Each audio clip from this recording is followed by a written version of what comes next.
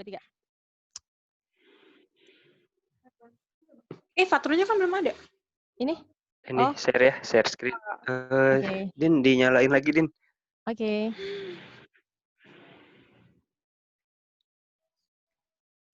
Ini PPT orang sih. Bentar. Di disable Oke, lagi. udah. Oh, nih. Sudah? Screen. Bentar. Start now.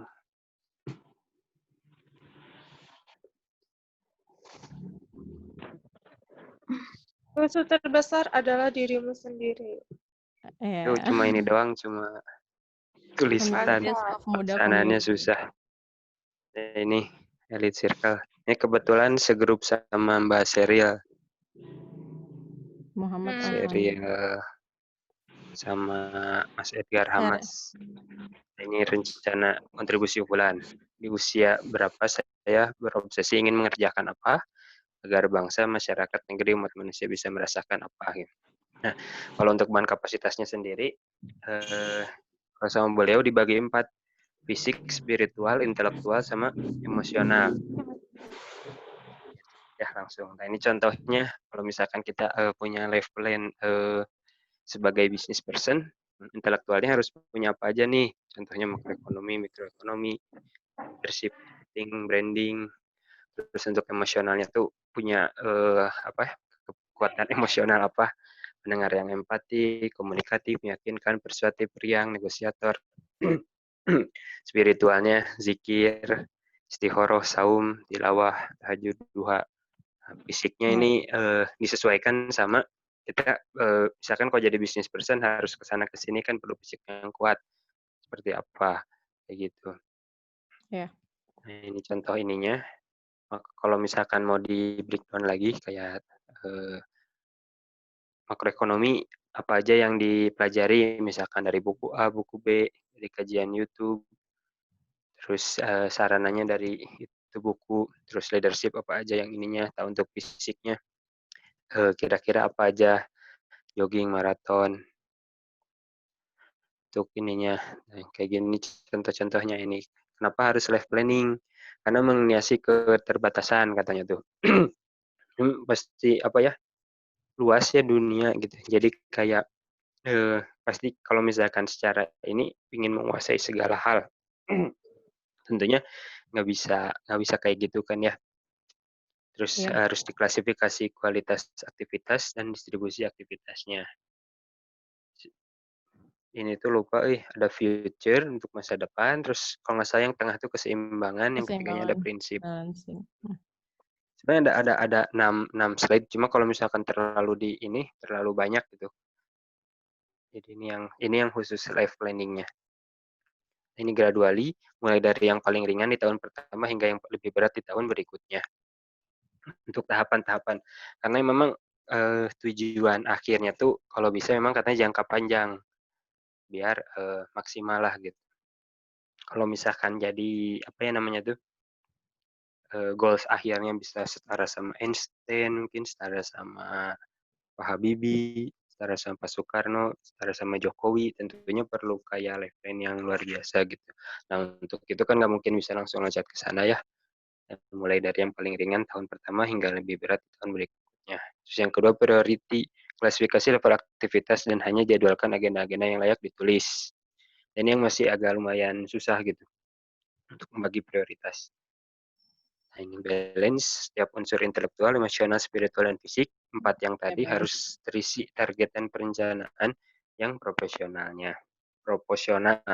seimbang. Nah, ini berkelanjutan, setiap tahun perlu integrasi dalam program pengembangan diri jangka panjang. Jadi setiap tahun ada progresnya, setiap bulan ada progresnya. Bahkan setiap hari kalau bisa ada prosesnya. Nah, momentum, menciptakan momentum setiap momen kehidupan spesifik perlu menjadi peluang mengharmoniskan perencanaan diri.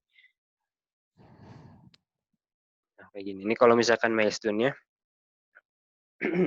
kita misalkan kalau ambil persiapan di umur 25, kita udah punya life plan yang udah sudah matang, sudah target kita sudah jelas, bisa nih 10 tahun ke depannya apa, 20 tahun ke depannya apa, bahkan sampai 40 tahun ke depannya tuh kita sudah punya planningnya.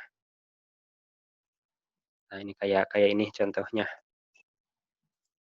Milestone 1, eksekusi hari ini. Apa nih tahapan untuk sampai mencapai tingkat, kontribusi unggulannya gitu. Terus nanti 10 tahun ke depannya, 40 tahun ke depannya. Nah, ini untuk breakdown lebih kayak, per tahunnya. 2002 tahun ini udah mau dari segi intelektual mau apa aja yang dikejar, segi emosional mau apa aja yang dilatih, spiritual apa aja yang mau jadiin kebiasaan, fisik juga apa yang mau diperkuat, gitu. Sampai nanti misalkan goals kitanya di 2050, 2060 tuh sudah ada gitu. Kalau misalkan belum sampai sejauh itu bisa sampai 2 tahun, 3 tahun dulu kata. Karena memang agak lumayan untuk sampai goalnya. Nah, ini capacity, karir, dan kontribusi. Jadi kita ini kalau nggak salah tuh kita tetap harus jangan, karena life plan ini jangan sampai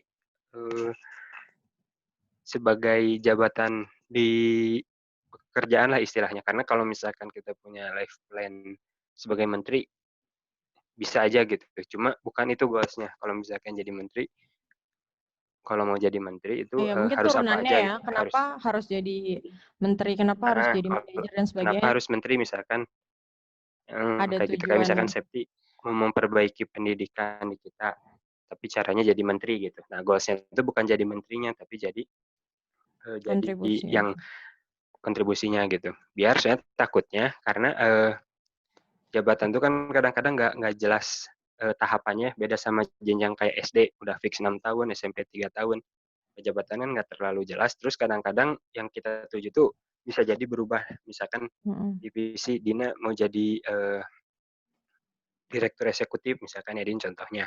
Taunya berapa tahun ke depan tuh posisi itu tuh udah nggak ada gitu misalkan. Berubah jadi apa. Kayak gitu. Kalau misalkan kita goals-nya itu. Terus misalkan Septi mau jadi Menteri Pendidikan. Nah, tahun misalkan 2040 jadi Menteri Pendidikan. Nah, takutnya nanti 2040 tuh Menteri Pendidikan tuh udah nggak ada gitu, tapi berubah jadi apa gitu. Jadi kalau bisa sih plan-nya ini, goals-nya tuh apa sih kalau bisa kontribusinya katanya tuh. Nah, kalau karir ini tetap berjalan gitu. Kadang-kadang meskipun dengan karir ada yang tidak sesuai sama goalnya, tapi tetap perlu ada prioritas karena memang secara secara singkatnya lah, kalau misalkan goals itu perlu ada dukungan material, dan dukungan material ini biasanya didukung dari segi karir, dari segi pekerjaan. Nah, ini contribution, kalau nggak salah contribution ini lebih ke arah kayak ke keluarga, ke teman, tetap harus ada yang dikejar gitu. Nggak nggak selalu mengejar capacity dan karir saja, tapi tetap harus ada kayak kontribusi buat ke teman, pergaulan, relasi kayak gitu, ke keluarga.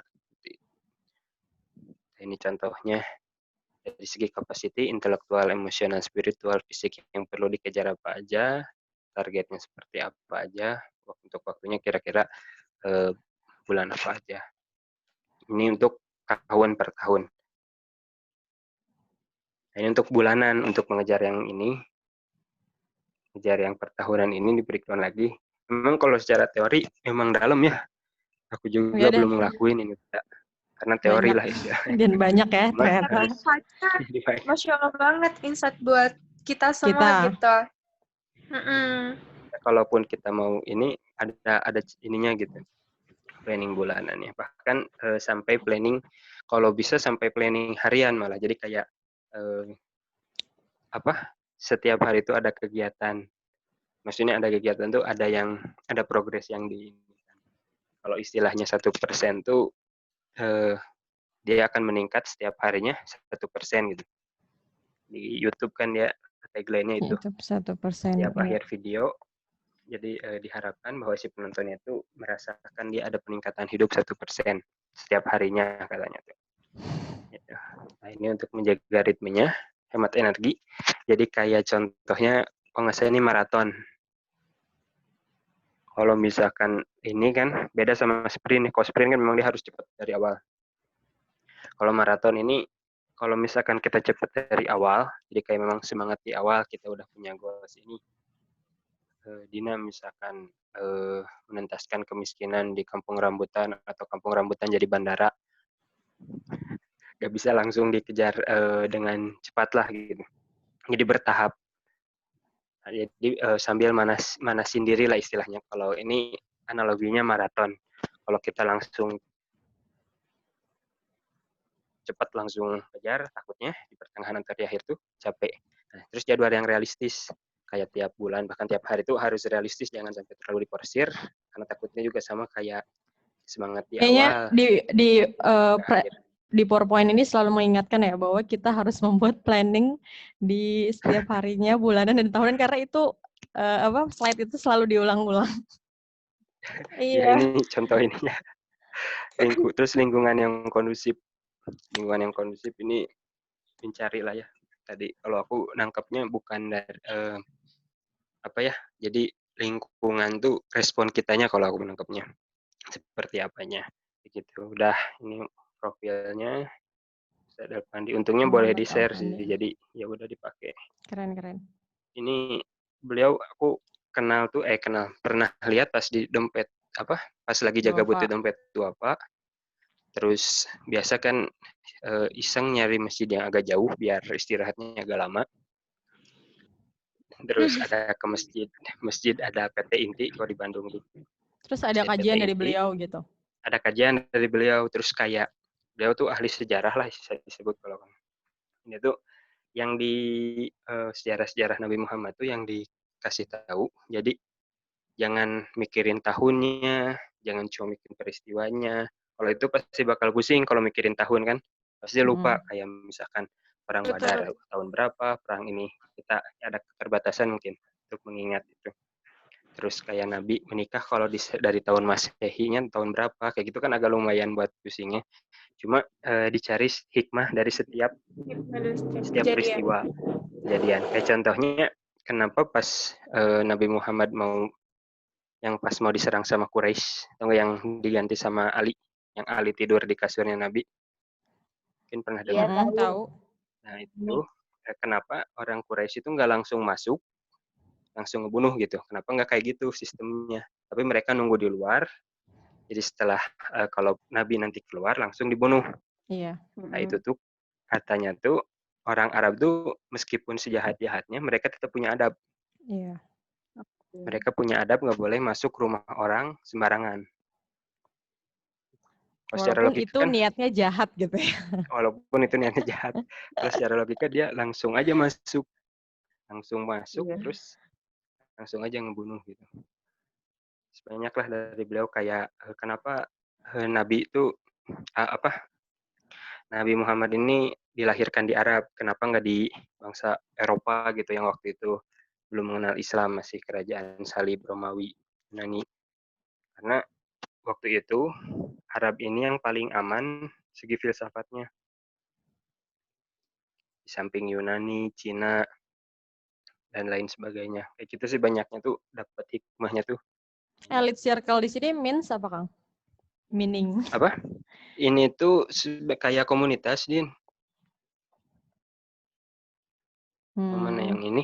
Ini kayak komunitas, ini pembahasannya. Elite circle itu sebuah apa gitu? Kalau ini komunitas sih, kalau di klaimnya. Komunitas, terus mentornya itu siapa? Ustadz Elfandi. Muhammad Elfandi. Muhammad Elfandi itu, ini buat materi-materinya. Kita sekarang lagi di materi ke-6 kalau nggak salah. Iya. Kayak visi global Islam, rencana kontribusi unggulan. Tadi itu yang life planning yang keempat. Keren banget sih ini. Iya, keren. Lumayan. Lo kan lumayan, keren banget. Iya, banget. Salah. Gimana sih Kang Fatrul? Kayak tadi nggak konsen ngeliatin ini. Baru baca, aku juga ada expert Muslim. Jangan-jangan Kang Fatrul ini baru baca lagi PowerPoint-nya. Pas mau ditampilin, pas lagi ditampilin sekarang. Aku nonton. Yang dua terakhir yang nggak nonton. Yang malam Jumat ini tuh yang lagi dari Bandung bebas ke sini. Ininya. Kalau ini daftar sih. Circle-nya. Oh, daftar. Iya, maksudnya tapi bebas gitu. Bebas ya. Khusus warga Bandung atau Jawa Barat aja. Dulu tuh awalnya sebelum pandemi Din baru di Bandung aja. Jadi dia beliau ini ngebentuknya tuh di materi tuh di co-working space, di kafe-kafe gitu ngumpul orang-orangnya gitu. Sekarang karena ini sampai ada yang dari Perancis, dari mana lagi tuh, ada yang daftar juga akhirnya karena online kan. Udah mungkin itu aja. Ini gimana cara back-nya? Udah back, Udah kan udah nggak? back. Udah. Share screen, dah. Ya, Tapsul. keren banget ya pengetahuan dari siapa tadi? Lupa namanya. Pak Muhammad Elfandi. Elfandi, ya Mam. Manggil Mas kali ya Mas Elfandi. Ya, apa ya, lebih terbuka Mas. lagi ya tentang kok Mas. Tadi kan Sofia bilang. Manggilnya apa dong, Pak? Pak, ya udahlah jawab aja. Ya, jadi terbuka lagi ya pikiran kita tentang bagaimana membuat life plan itu.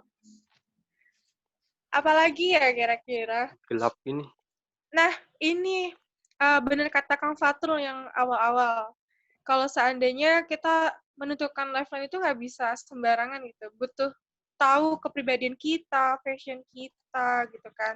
Bahkan Bob Sadino pun berkata kalau dia bekerja itu yang paling enak dan paling nyaman kalau hobi yang menghasilkan uang gitu.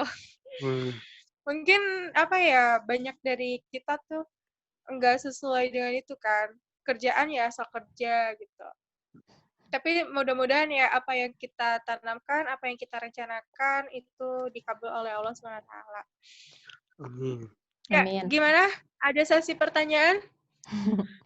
Dan mau nambahin sedikit yang terkait life plan Kang Fatrul. Ya, jadi benar banget sih. Jadi kemarin juga sempat baca kalau misalkan kita sebenarnya butuh waktu bahkan 2-3 hari dikhususkan untuk membuat planning dalam hidup ini. Yang tadi kan makanya kenapa slide Kang Fatrul itu kayak balik lagi nunjukin kalau misalkan kita tuh harus buat life plan selama bulanan, harian, tahunan atau bahkan lebih panjang lagi jangkanya. Nah, itu memang harus dikhususkan waktu membuatnya dalam 2-3 hari kalau bisa. Atau bahkan nggak cukup sih sebenarnya 2-3 hari karena kan planning jangka panjang juga harus dipikirkan matang-matang dan masak-masak. Dan balik masak lagi baru matang-matang. Kalau matang dimasak makin matang. Oke. Lumayan Kang, lumayan. Karena balik lagi sih ke tujuan akhir kita, bagaimana caranya itu ya di planningkan dengan baik di waktu-waktu yang sudah kita siapkan itu. Gitu. Oke. Sudah cukup itu yang ditambahkan. Julpi, apa life plan-nya Julpi? Iya, Julpi life plan. Life plan aku banyak. Waktu itu Julpi aku mah udah banyak sempet... banget dah. Salah satunya adalah Julpi pengen bikin YouTube, guys. Enggak lah. Enggak, jadi dulu tuh kalau pengalaman buat life plan, aku sempat dikasih sama temanku sih. Jadi kayak nulis life plan dari aku lahir sampai 50 atau 60 tahun ke depan itu mau jadi apa gitu. Jadi ditulis. Cuman aku mau nanya, boleh nggak? Boleh. Ya, boleh. Boleh nggak, Sep? Boleh. Boleh. Silakan.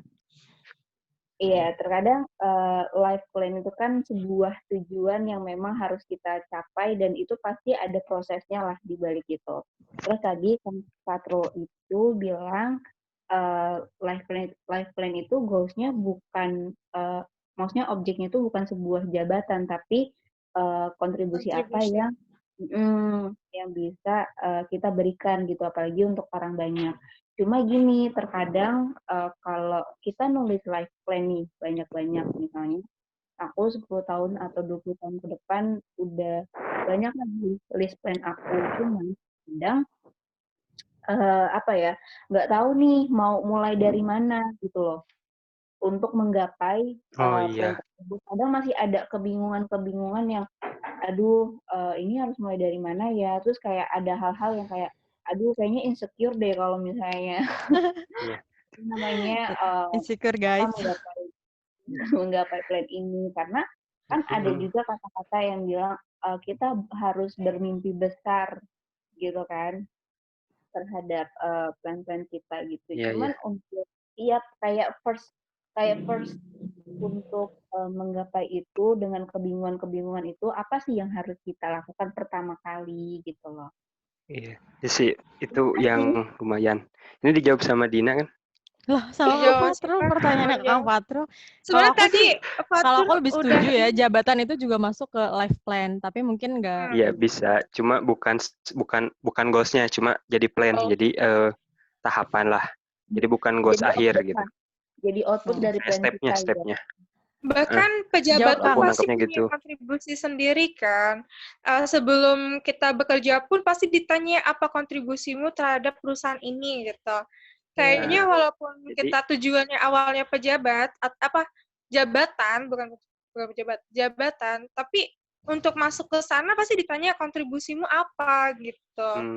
Jadi ya pasti gitu ya, Sep ya. setiap jabatan pasti ada kontribusinya walaupun ya berbeda gitu rananya. Cuman tadi Jadi- untuk pertanyaan yang dari mana dimulai, itu sebenarnya Kang Fatrul tadi aku udah menyimpulkan sedikit ya dari Kang Fatrul. Itu dibuat plan Sep. per harian.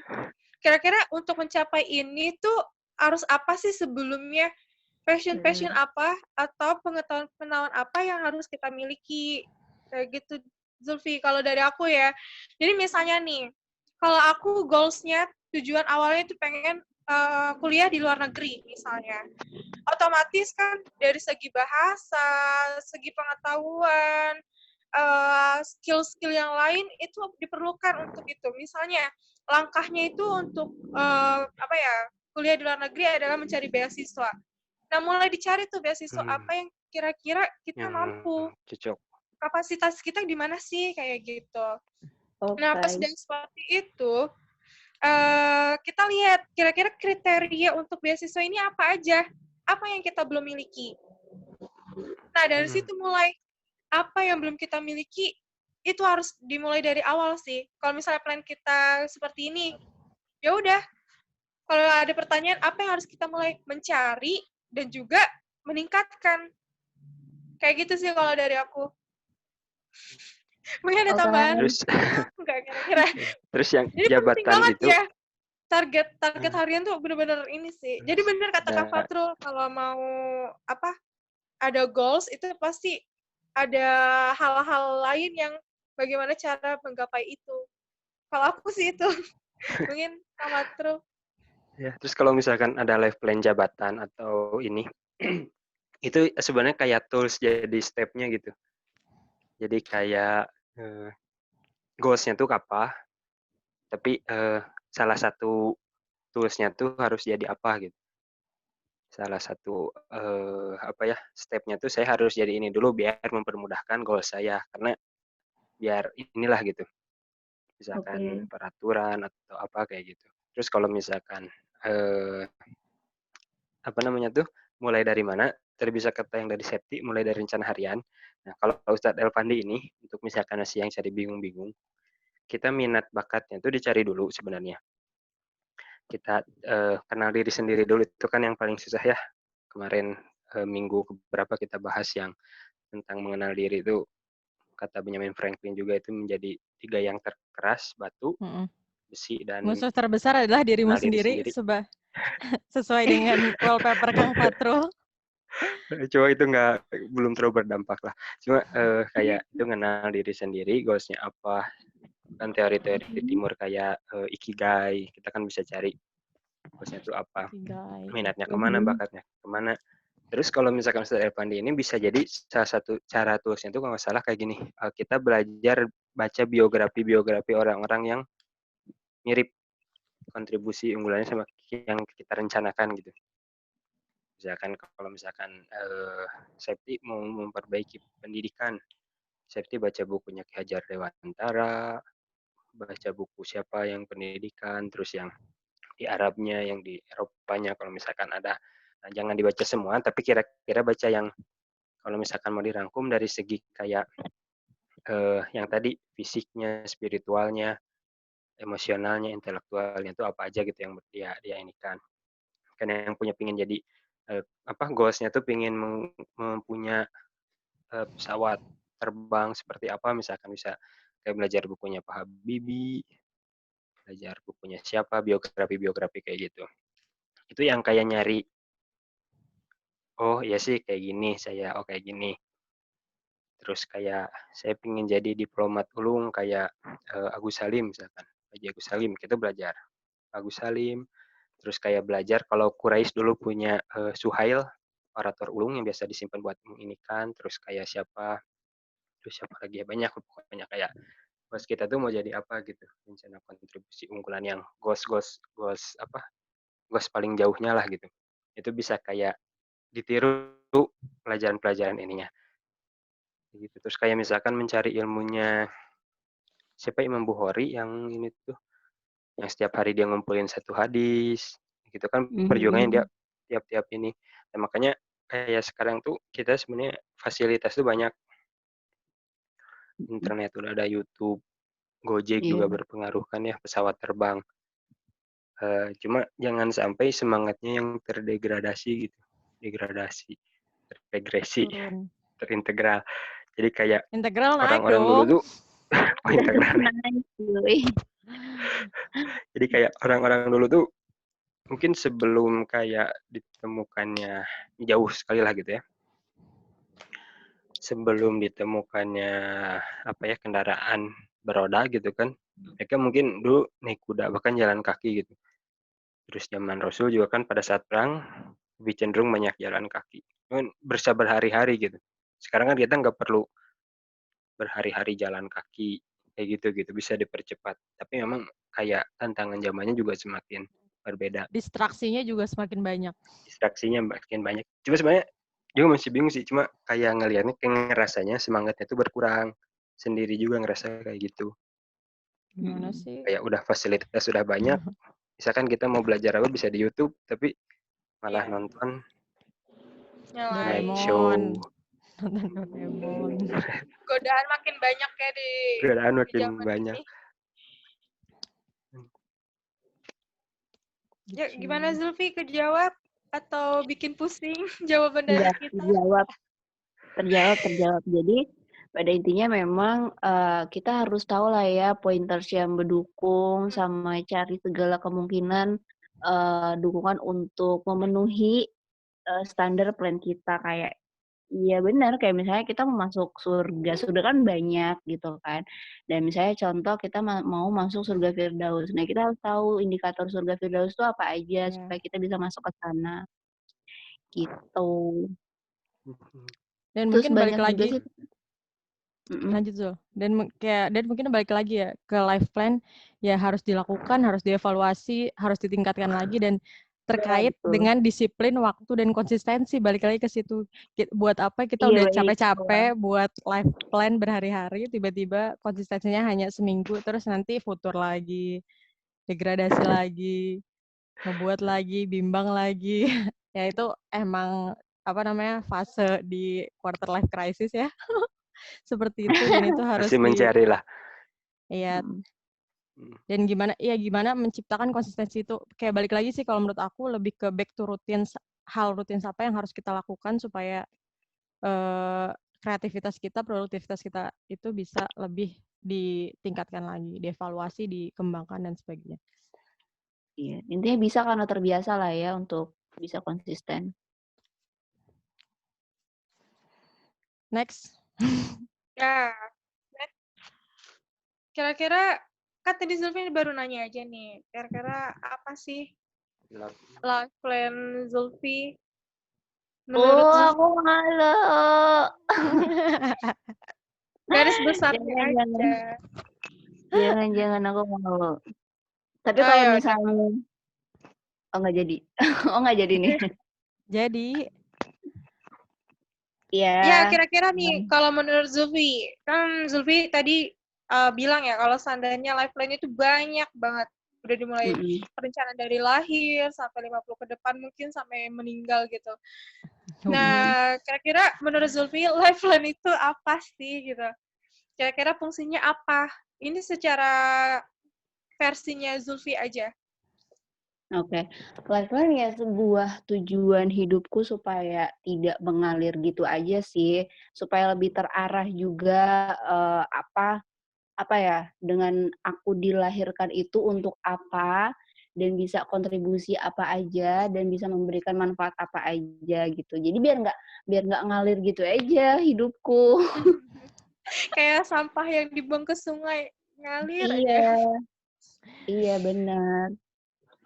Dan deskripsinya pakai sampah ya, jelek banget gitu. Astagfirullahaladzim. Tepat banget gak sih? Astagfirullahaladzim, maaf ya kalau kasar. Enggak, aku Apa-apa, cuma sampah. pengibaratannya. Nggak apa-apa. Nggak apa-apa. Pengibaratannya kayak kena gitu ya. Astagfirullahaladzim, maaf ya, nggak sengaja. Nggak sengaja. Waktu itu emang dicontohnya gitu sih rata-rata. Harus jelek gitu ya biar kena, biar berubah. Sampah apa batu. Kalau sampah Kalau dia ikut batu, alur. diem aja. Kalau batu dia Benar, diem aja. batu. Kalau sama kan dia ngambang, terus udah ngalir aja. Jadi Iya. Mending sampah apa batu? Bisa daur ulang. Bisa daur ulang Sampah, ya. kalau sampah Dia banyak tetap pengalaman. Meskipun Iya, ikut arus, banyak pengalaman gitu ya, Dia ikut ikut arus, arus. jadi banyak pengalaman. ikut arus tapi dia bisa daur ulang. Iya. Oh iya, bisa. Sampai daur ulang. Banyak sekali ya. Bisa, Kang, bisa, Kang. Konspirasi. Itu dari Mamat. Tentang sampah. Mama stand up comedy. Tapi kan batu juga bisa jadi kreativitas. Tapi dia akan Cari lama lagi aja terurai. Dia diem aja. Nggak ada perubahan Iya. yang dilakukan oleh batu. Kecuali Iya, ada Dia terkikis faktor kalau lembab diem. yang Iya. gradasi, gitu. Ya intinya semua yang diciptakan di dunia ini ada gunanya. Ada Nah jangan hikmahnya. sampai kita nggak berguna. Jangan sampai kita nggak berguna. Iya Maaf benar. ya, kalau Septi asal nyeplos aja gitu. Contohnya apa ya kira-kira ya? Udah sampah. Ya sih, tapi dia mengalir. Nggak apa-apa, Sep. Biar membuat kita jelek. Tagline-nya berarti gitu ya, jangan jadi sampah. Jangan jadi sampah. Jadi orang tuh jangan jadi sampah. Walaupun ada beberapa orang yang kata sampah itu something. Ibaratnya lain kayak apa ya? Kira-kira aku kata sampah dong soalnya. Iya emang sampah Daun. Oh iya daun dan daun. Bagusan dikit. Kira-kira ada lagi yang mau dibahas? Sudah. Oh ya, waktunya tinggal 7 menit lagi, teman-teman. Ya sudah, karena kita sudah lama ya, hampir 1 jam kita berdiskusi. Ini adalah obrolan ala-ala kita. Semoga walaupun ala-ala ada insight baru yang kita terima dan kita jalankan menjadi pribadi yang lebih baik lagi dari hari ini. Amin. Dan kita tutup ya obrolan hari ini dengan mengucap hamdalah. Alhamdulillahirabbil alamin. Terima kasih banyak Zulfi udah datang menjadi bintang tamu di Koala Diki. Walaupun dia tersembunyi hanya suara aja, tapi nggak apa-apa. Iya, semoga silaturahim tetap terjaga. Gitu Amin. Ya, saya akhiri. Wassalamualaikum warahmatullahi wabarakatuh. Waalaikumsalam warahmatullahi wabarakatuh. Tutup.